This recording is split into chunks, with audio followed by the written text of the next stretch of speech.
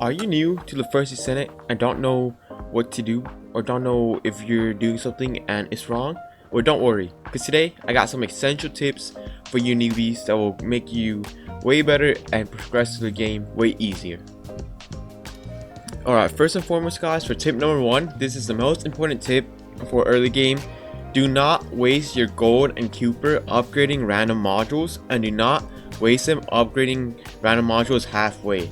So to upgrade your modules, what you want to do is you want to come to Albion, and in this left side of Albion there's going to be a guy that you want to talk to, and this is the module guy, right? Everything you have to do about modules, you want to come here.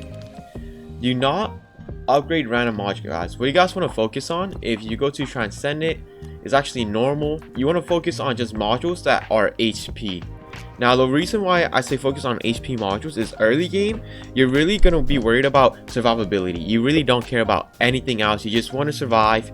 And defense modules, while they're okay, I would recommend going full on increased HP amplification. You could pop one defense module in there if you want, but I really recommend you just focus on HP. Now for the rare, there's some couple good ones here. There's HP amplification. Let me go to here. HP amplification is a good one. You could pop a spear and shield if you do want like bunny skill, but I really recommend just doing HP modules for early game, because all you're worried about is just using your gun, progressing through the story, and just having enough HP to stay alive.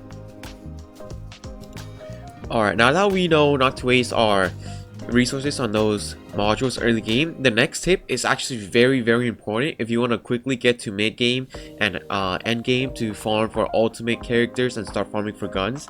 This is actually a simple tip. It's just to do the story, guys.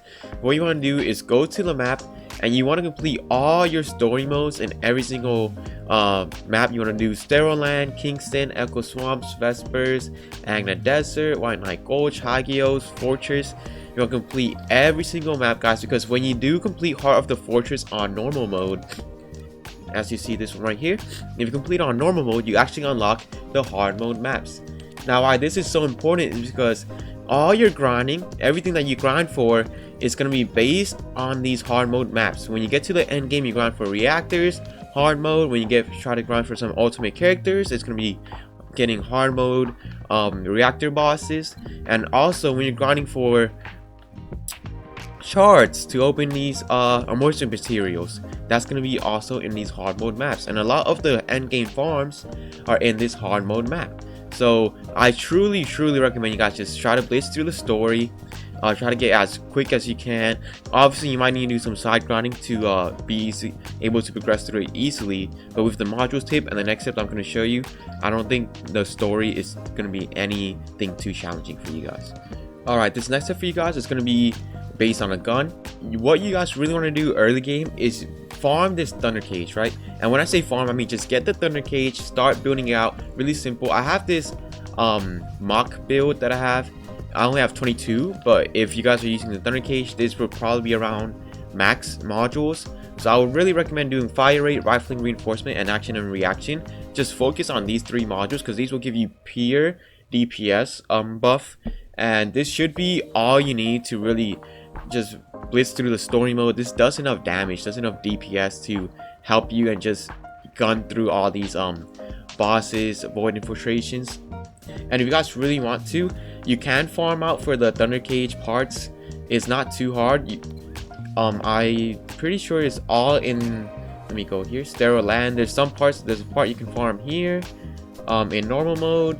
But yeah, if you guys really feel like you want to farm for a thunder cage and get the enhance is unique ability, then I don't think you need to. But if you feel like it will help you farm through the story, then I think that's a easy grind you can do early game, and it'll probably will help you when you get to end game and mid game content. And also, for the modules, I don't recommend messing with the other stuff too much. You don't really need to build anything yet, and you don't really have the gun does come with some catalyst slots, but since you don't know too much about them, I recommend just doing something simple like this build here. It should be enough to get you through most of the content early game. Alright, now that we are finished with most of the gameplay tips. This next tip that I have for you guys is actually super crucial when you want to start farming things by yourselves, farming guns, farming descendants, farming parts, and that is learning how to use the Access Info menu. So what you're gonna do, you want to open up your map, you want to scroll to Access Info, and you have this screen here. Now this might look like it's just a screen where it has everything in the game, but it's actually so much more. Let's say you're trying to find a module that I showed you earlier, right? Like let's say you want to find HP amplification. You search up HP, you come down here, right here, HP amplification. You look at the acquisition info, and this tells you where every single drop location for this module is. And this access info is so important, guys. Everything you want to grind in this game, you find it through here. It's so much easier than just going online searching it up. You need to find parts for the catalyst. Come here, acquisition info, boom, easy. You can find where to get it. You want to find parts for the phase, you get this from dismantling. See right here, dismantle weapons, easy. You want to farm, you guys want to start farming descendants, come here. Let's say you want to start farming for ultimate bunny.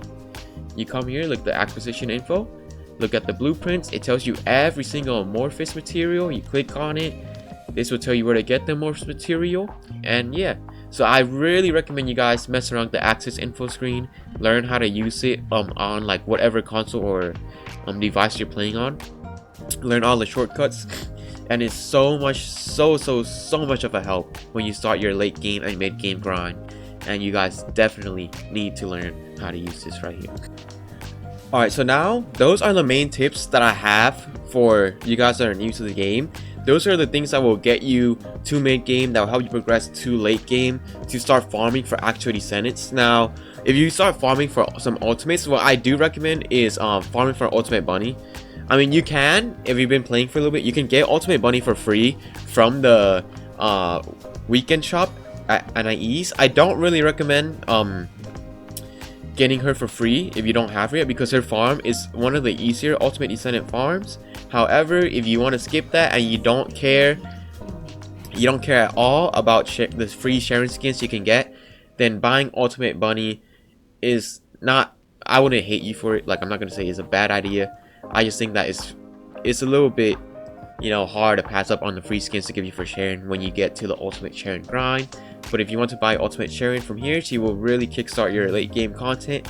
Now, ultimate sharing is nothing crazy, right? She's not gonna carry you through these late game void bosses, but she will make it so much easier to grind for ultimate characters and to do these farms that help you get there.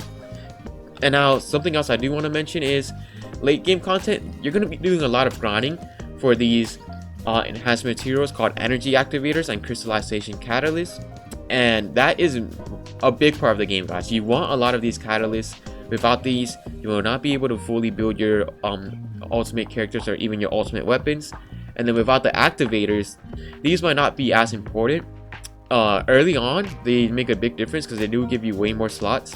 But the catalyst, without a full catalyst build, you won't be able to have a single build ultimate. But yeah, these activators are a little bit hard to get. It's a 6% drop for the blueprint, but it's something that you will just get as you're playing the game. Now, there is a weekend shop that opens here, guys. If you farm 400%, if you have extra materials, you can come to this guy on Fridays, Saturdays, and Sundays, I'm pretty sure, and he will sometimes have an energy activator blueprint in here. So if you're stuck with energy activators and you don't have a single blueprint and you need to build one, if you wait for the weekend, you might be able to just find one here and just buy it, and that should be a blueprint for you. But yeah, guys, that's basically all the tips I have for the new people that are new to the game. If you guys find this content helpful, or if it, you know, helped you any all progress through or get you to mid-game content, consider hitting that subscribe button, hitting the like button, and I'll see you guys next time. Peace. Also, one little tip, the male descendants, they do less damage. This is unconfirmed, but this is totally true.